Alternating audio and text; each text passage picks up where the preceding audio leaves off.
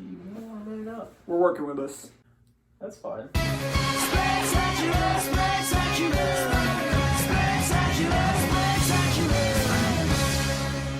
Welcome back, everybody, to another MCU review. So I am joined by two people once again with Logan also. Logan went first, John Morgan.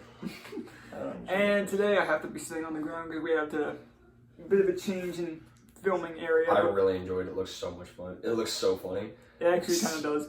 But today we're talking about Iron Man 3 first. Logan, you have not given your thoughts on Avengers yet. Your score on Avengers. Yeah. Oh my gosh, yeah, that's right. You guys did Avengers without me because I got COVID. We've already recorded the entire review. This is to edit in later. Okay. So basically, you just want to like zoom in on my face right here. Yeah, get out of the way. You can get you a nice zoom shot here. It's a masterpiece. It truly is just like one of the greatest things of the 2010s. But disclaimer, he has said that he will not give out a single 10. That's correct. I won't give it a And I single. respect. I have some issues with this film. They're very minor. Let's hear Captain America's suit looks like a freaking rubber. We said that it's bad. We forget a little bit because Coulson designed it. It looks like a blue tire. It doesn't. It looks like a tire. It looks like a tire. He looks like he has like a bicycle helmet on his head. It looks terrible. But this movie is like, it created the universe, in my opinion. I think this is what solidified, like, okay, there's something here. Dude, this is what Justice League was trying to be. This is what Justice League It's almost like they had the same director. No, this is one of the greatest movies of the decade. It made my childhood. This film was incredible. I vividly remember seeing it in the theater and just being absolutely blown away. I think I watched this movie probably 4 times in the theater, which when I was like, 10 when this film came out, that's a big deal. To go back to the movies theater 4 times to see something. Yeah, no, this movie's great. It's not gonna get a 10. I don't give anything a 10. This is gonna get a 9.4. I respect. Which is a really good score for me. Respect. A 9.4 is a great score for me. Okay, that's my you said Vivian. So where do we want to start? Oh. I'm okay with starting with bad. Killian. He's the biggest thing. I don't like him. He's probably on his own. He's okay, but when it's revealed that he's the Mandarin, that's the worst twist. You mean Incredible? His hair irks me. Yeah, his hair really irks me. Yeah, no, he's got some stupid hair. Guy Pearce, I don't know. Something about him. Something about Guy Pearce is just weird to me.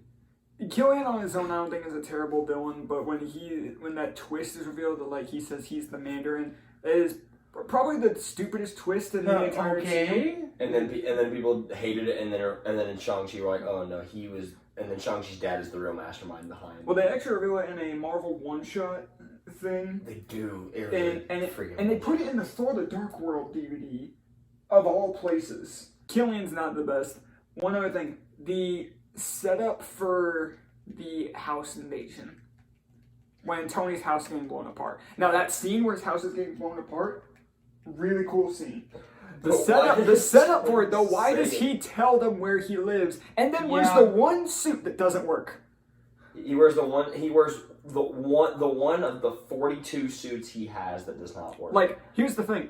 2 suits. There are 2 suits that are the worst possible choice for that. Mark 1 for obvious reasons, and the Mark 42, which we'll talk about later. Those are the 2 suits that like are the worst options. He also doesn't prepare at all. No. Not even getting in a suit. And I've had some people tell me that it's like, oh, he wore the 42 to protect Pepper. No. If he wanted to protect Pepper so badly, he would have gotten her out the second he got home, not went into his basement and go, let's recreate this He would have area. put her in one of the Juggernaut suits that he has. Yeah, or just gotten her out of the house. Ones. Or gotten her out of the house. And then Tony keeps going, go stay in like the city or something, because they wouldn't. But Tony's telling her not to leave. I'm like, what? That was stupid. Also, when they fire that first missile, they'd be dead. They would be so dead. They were standing really close to that first missile. Yeah, probably. Yeah. But it's Marvel, so I'll digress. For bad?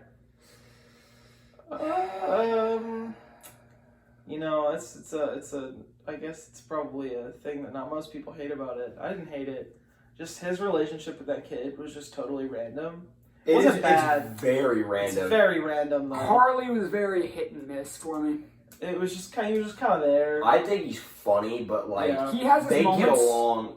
He would have like reacted differently than a potato gun. And I was also just like, it seems like he doesn't like recognize Tony, and I'm like, nobody does. Except that one guy in that van, not a singular person recognizes Tony Stark. That's another thing. I'm like, I feel like if there was a public superhero in the world, I feel like everybody knows who that is. No, not even that. Not even that. And everyone's like, "Oh, it's in Tennessee." They don't know he. See, not even They that. have TVs in Tennessee. Not even that. Just a public figure like Tony Stark. I can see if people know how who someone Elon wouldn't if he wasn't Iron Man, because it's like not everybody knows who Elon Musk is. That's fair. Right? And but the Iron Man added on to that just makes it. And that's only what Tony Stark is. Only but one the fact person. That he's Iron Man only one like, person in the entire movie. It's that guy that drives that van. Only one person. Weird. That's a funny interaction, though. It is funny, Gary. Also, RDJ in a hat and like the flannel rules. the flannel and the hat. We can go ahead and transition to the good.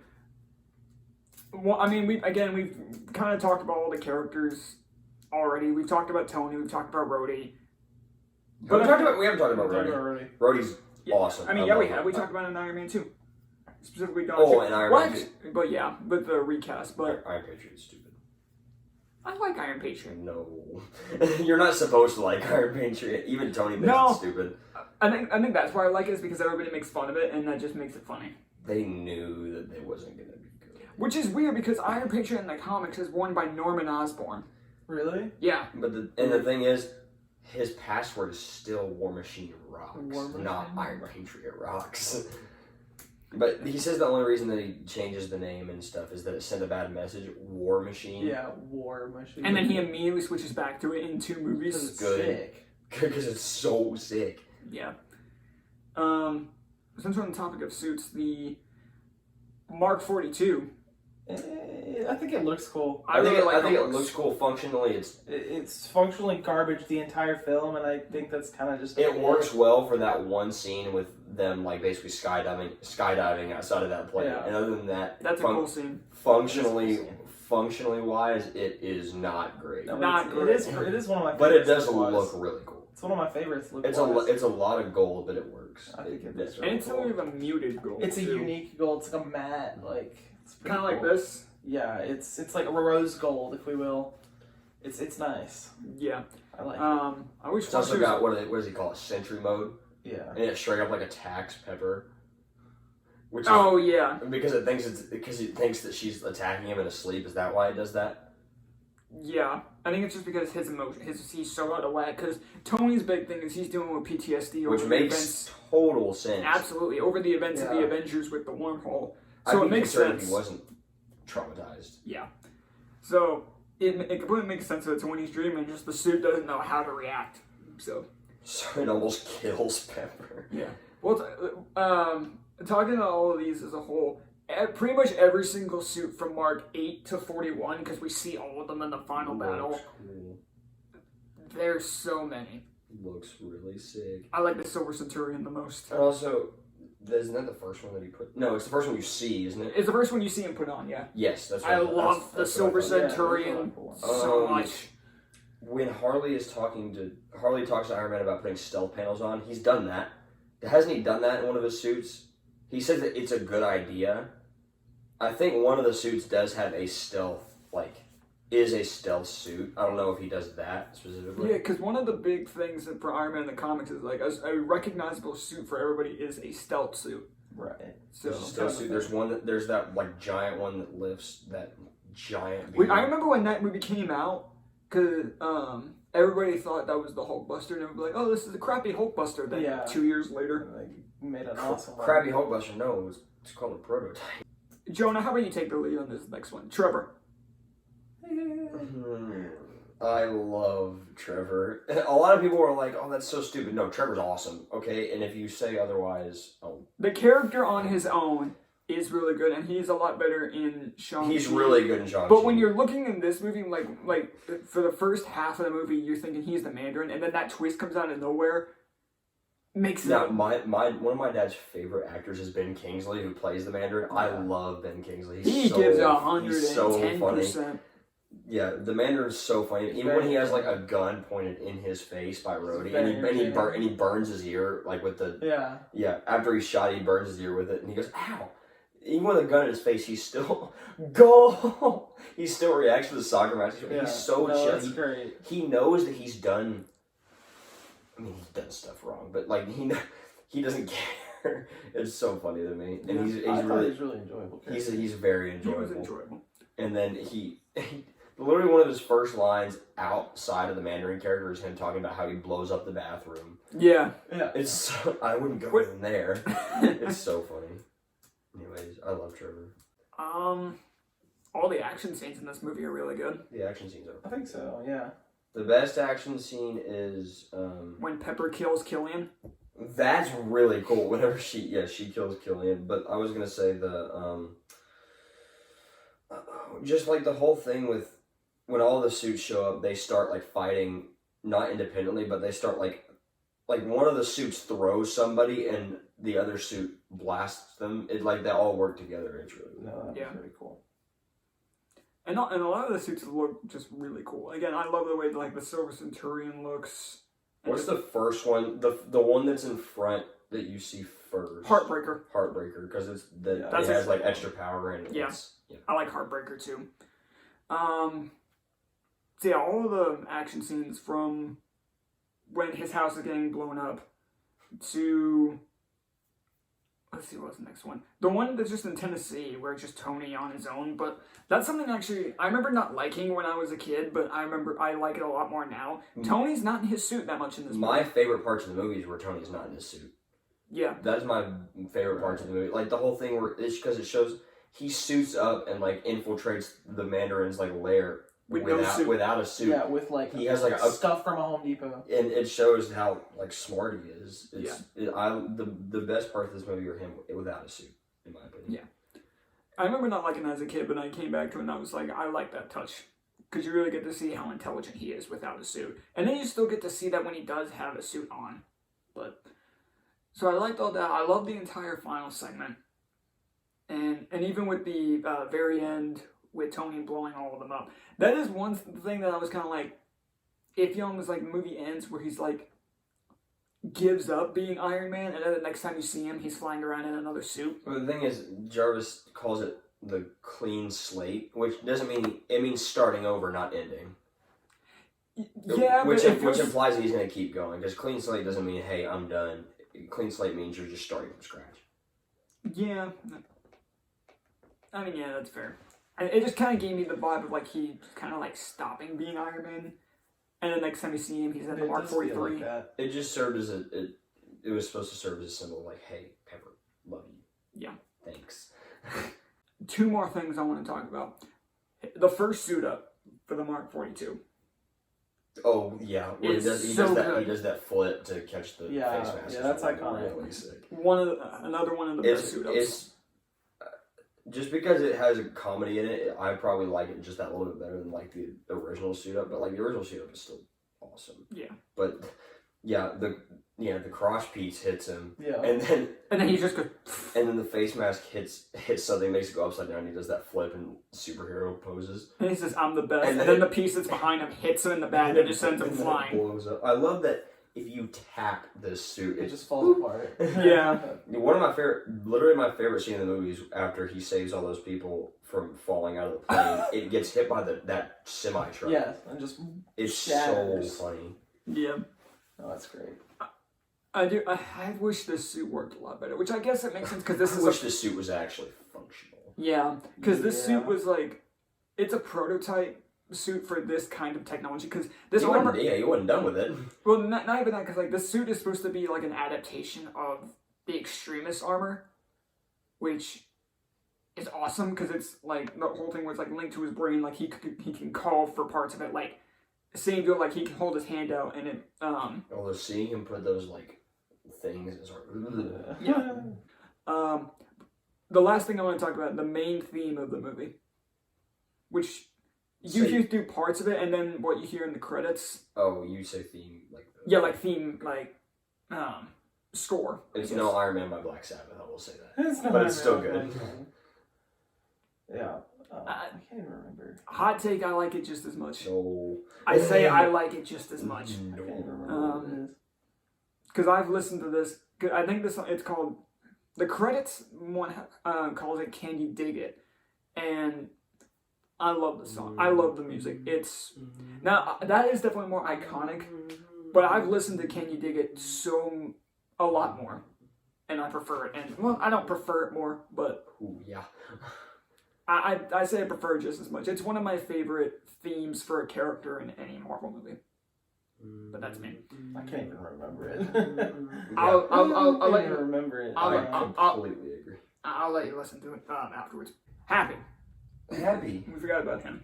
Iron Man 3 is a 0 out of 10. Happy's in a coma. That's it.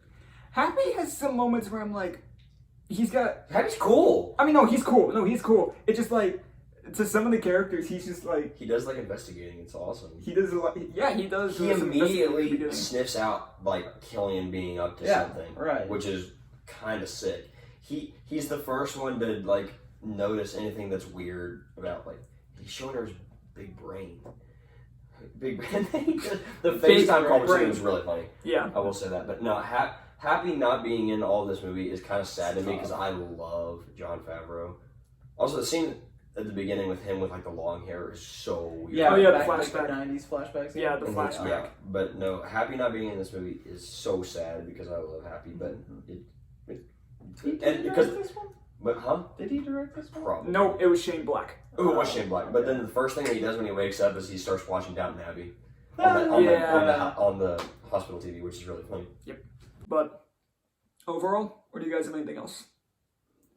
No. I don't have anything. Logan, why don't you go first since you don't remember as much of it? Yeah, I don't really remember much of this movie. I'm kind of just going off like the last time I saw it, which was a while ago. It was probably like 2 years ago.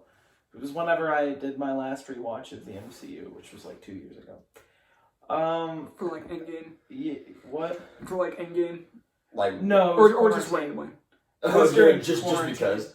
Oh, it was fair. during quarantine. I watched everything that was out around like the middle of 2020, which was I'm pretty sure it was just Far From Home. Just everything up to Far From Home. Don't say 2020 ever again. Don't say 2020 ever again. Yeah, it was everything up to like Far From Home. Right. I remember. I mean, this one's just it's not really it for me. It's the worst of the three. I agree.